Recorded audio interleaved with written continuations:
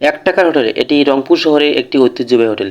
তিন প্রজন্মের ধারক ও বাহক নাতি মোহাম্মদ গোলাম রাব্বানী, দাদু 1975 সাল থেকে, বাবা 1990 সাল থেকে, ছেলে 2020 সাল থেকে ব্যবসা করতেছে।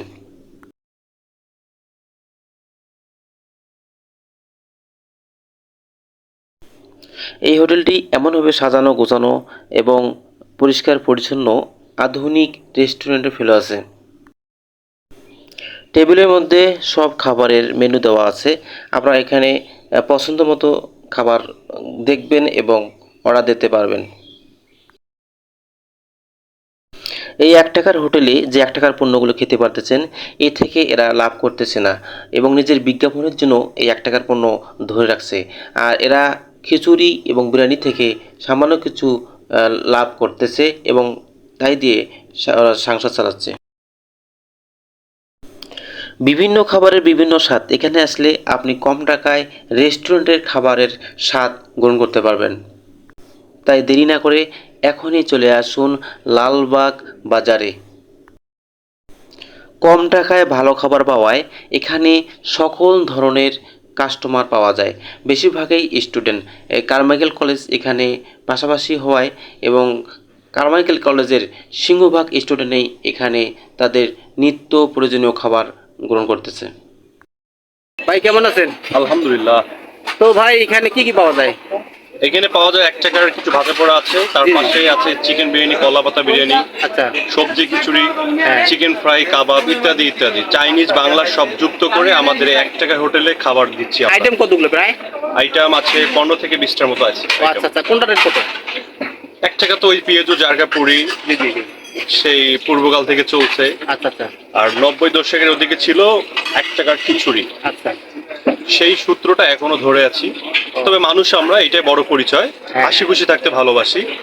এই হাজারো মানুষের মাঝে এই এক টাকা যে খাবারগুলো নিয়ে আসছি, এটা আসলে আমাদের তৃতীয় প্রজন্মের শীত থেকে দাঁড়িয়ে আমি মোহাম্মদ গোলাম রব্বানী বলতেছি। আচ্ছা আচ্ছা। সময়টা ছিল 1975 সাল। জি। দাদুর গল্প আনা পয়সায় দিয়ে শুরু। হ্যাঁ। সেই আকারটা বাবা ধরে আর কি। সেই সূত্র বাবা শুরু করে এক টাকার গল্প দিয়ে। হ্যাঁ। ইভেন আমি মাঝে এসে দাঁড়াই হ্যাঁ। 2020 সালে। জি জি। মাঝে বলতে ওই শেষ পর্যায়ে এসে তৃতীয় প্রজন্মে আমি রুখে দাঁড়াই হ্যাঁ। এক টাকার গল্প নিয়ে। হ্যাঁ। আহ, ওই সবজি খিচুড়িটা এক টাকা যেটা ছিল ওটা এখন 10 টাকা করে ফেলছি। আর হ্যাঁ। পেঁয়াজু জারকা পুরি এগুলো এক টাকা। পাশে আমরা যে চাইনিজ গুলা এগুলো অনেক এক টাকার নামের কারণে আমরা খুবই কম টাকার মাধ্যমে আমরা ছাড়তেছি। আচ্ছা। তো ভবিষ্যতে এটা আরো মানে পরিকল্পনা আপনার কি আছে যে? ভবিষ্যতে আসলে স্বপ্ন অনেক রঙিন আর Right. বাস্তবটা অনেক সাদা। Right. তো বাস্তবের সাথে স্বপ্নের কোনো মিল নেই। তো অত বড় স্বপ্ন দেখি না, তবে যতটুকু মানে ভালোবাসা আছে হ্যাঁ। বা এই দেহে শক্তি আছে, হ্যাঁ। ততদিন এই জগতের মানুষকে কম টাকায় খাবার দিব, হ্যাঁ। এটা আমার আশা। আচ্ছা, এখানে ভাই কতজন শ্রমিক কাজ করতেছে আপনার দোকানে? এখানে আছে আমাদের স্টাফ 13-14 জন আছে আর কি। ও আচ্ছা আচ্ছা। এই যে আপনারা এই যে ব্যবসাটা করতেছেন, এটা আপনার বেনিফিট কি আসলে কিরকম একটু বলতেন? আসলে বেনিফিট বলতে আমাদের এটা আসলে বংশগত ব্যবসাটাকে ধরে রাখার জন্য আমরা এখানে সময় কাটাই। বাবা, আমি, হ্যাঁ। বাবা ছোট ভাই এখানে সময় দিচ্ছি। জি, জি। আমাদের কিছু সাইড বিজনেস আছে, হ্যাঁ। সেগুলোকে কভার করে আমরা এটাকে টিকে রাখি। ও আচ্ছা। ইভেন এইখানে যে স্টাফগুলো এরা সবাই স্টুডেন্ট, আচ্ছা। সবাই পড়াশোনা ফাঁকি দিয়ে এইখানে সময় দিচ্ছে। হ্যাঁ। যেমন আমার একটা ফ্রেন্ড আছে, ও হ্যাঁ। সময় দিচ্ছে, ও পড়াশোনা করতেছে। আচ্ছা। এইরকম সবাই স্টুডেন্ট। তো আচ্ছা। সব দিক দিয়ে আসলে খরচটা যেটা আমাদের অ্যামাউন্টটা আসে এই দিক দিয়ে আসলে আমরা মিলাইতে পারি না। হ্যাঁ। তো দেখা যাচ্ছে আমার যে সাইড বিজনেস আছে সেগুলোকে হ্যান্ড ওভার করে হ্যাঁ। ওইখান থেকে নিয়ে এসে টিকে রাখা, এইভাবে চলছে আর কি। তো আমাদের ইচ্ছা যতদিন অক্সিজেন আছে জি। ততদিন আমরা এই পজিশনকে ধরে রাখার জন্য সাইড বিজনেস হলো কভার করে টিকে রাখবো।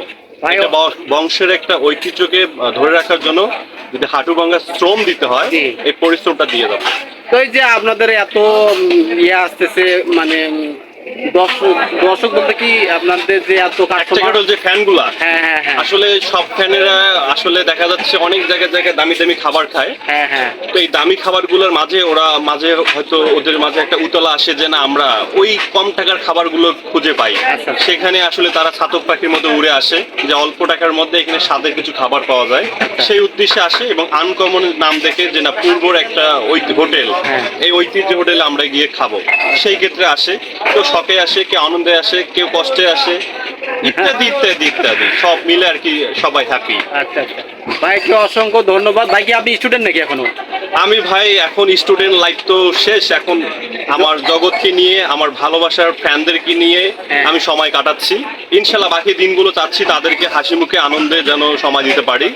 তো এইভাবে দিনগুলো যাচ্ছে, দোয়া করবেন যেন আরো কিছু আপডেট ইউনিক কিছু নিয়ে আসতে পারি আমার ফ্যানদের জন্য। আপনাদের যে যারা কাস্টমার মানে আসতে চাচ্ছে বা আরো দূর দূরান্ত, আপনাদের কিন্তু অনেক আচ্ছা। মানে পরিচিতি এবং ভাইরাল অবস্থায় আছেন আপনারা, তো আর তাদের জন্য মানে কি বলবেন? আসলে যারা এখন আসতে পারেননি হ্যাঁ। তাদের জন্য দুঃখজনক বিষয় যে বাংলাদেশের মধ্যে একটা ঐতিহ্যবাহী 1 টাকার হোটেল এখনো প্রবেশ করতে পারেনি। তো তাদের জন্য আমি আসলে মিস করি, তারা চলে আসেন। আর আপনাদের এই অজানা যে শব্দ, অজানা যে খাবারগুলা দেখেননি এখনো, তো এই খাবারগুলোকে টেক করার জন্য আপনারা লোকেশনে চলে আসবেন। রঙ্গে জঙ্গে জলপুর প্লাস ভরপুর, নামতার রংপুর শহর রংপুর। এই রংপুর শহরের ঐতিহ্যবাহী 1 টাকার হোটেল খুঁজে পেতে গেলে লালবাগে এসে আপনার খুঁজে পাবেন। যে কাউকে বললে দেখাই দিবে, কিংবা যদি আপনাদের কষ্ট বোধ হয় যে না আমরা গুগলে ঢুকে ম্যাপে ঢুকবো, ইনশাল্লাহ আপনার গুগলে ঢুকে ম্যাপেই চলে আসবে আমাদের এই 1 টাকার হোটেল। অসংখ্য ধন্যবাদ ভাইকে। আপনাকে অসংখ্য ধন্যবাদ এত কষ্ট করে ভিডিও করার জন্য। ঠিক থ্যাংক আছে ইউ ভাই। ভাই, ওকে ওকে। আসসালামু আলাইকুম। স্বপ্নকে বাস্তব করার জন্য কোনো জাদুমন্ত্র নেই। স্বপ্নকে বাস্তব করার জন্য শ্রম, ঘাম আর ইচ্ছাকে কাজে লাগাতে হয়। খাবার প্রেমী ভাইদের বলতেছি, যারা এখনও এই লালবাগের 1 টাকার হোটেলে আসেন নাই এবং এই খাবারের স্বাদগুলো গ্রহণ করেনি, তাহলে অবশ্যই আপনি মিস করতেছেন। যারা 1 টাকায় বা অল্প অল্প দামে ভালো খাবার পেতে চান, তাহলে এই 1 টাকার হোটেলে এখনই আসুন। আমরা আছি মূলত 1 টাকার হোটেলে, যেটা থাকে সচরাচর তারা যেরকম করে আমরা ইন্টারনেটে অথবা এমনিতে পেপার পত্রিকা বিজ্ঞাপন দেখি, হ্যাঁ। সেটা হচ্ছে যে তারা বিজ্ঞাপন দিয়ে অনেক টাকা নষ্ট করে। কিন্তু আসলে এরা নিজেদের বিজ্ঞাপনটা নিজেরাই এমনভাবে প্রচার করতেছে যেন 1 টাকায় পিঁয়াজি এদের এখানে পেঁয়াজি আছে, তারপর আর আদার্স যেগুলো আছে এগুলো আসলে তেমন একটা তাদের প্রফিটে লাভ হয় না। এখানে তারা যেটা লাভ করে খিচুড়ি, বিরিয়ানি এগুলো বেচে তারা হচ্ছে যে কিছুটা লাভ করে। মূলত এখান থেকেই তাদের একটু ইনকাম হয়। কিন্তু পেঁয়াজি, আদার্স যেগুলো 1 টাকার জিনিস আছে এগুলো থেকে তাদের তেমন একটা লাভ হয় না। এটা বিজ্ঞাপনের জন্য তারা শুধু ইউজ করতেছে। ভাই আপনি এখানে কি খাবেন এখন? আমি খিচুড়ি খাবো, পাশাপাশি পেঁয়াজি খাবো। আপনি কি স্টুডেন্ট? জি, স্টুডেন্ট। স্টুডেন্ট? জি। কোন ইয়ারে? কারমাইকেলে কেমিস্ট্রি। তো ভাই অসংখ্য ধন্যবাদ। আপনাকে ধন্যবাদ।